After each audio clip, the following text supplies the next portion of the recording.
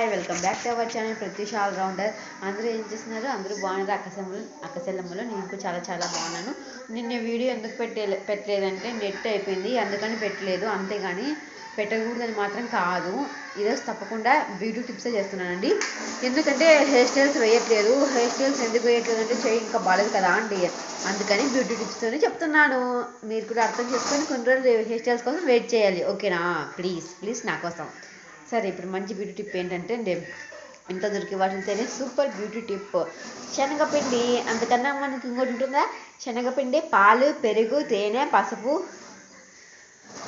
mix చేసేసి ingredients అన్నీ mix చేసేసి మంచి కంటెస్టెన్స్తో బాగా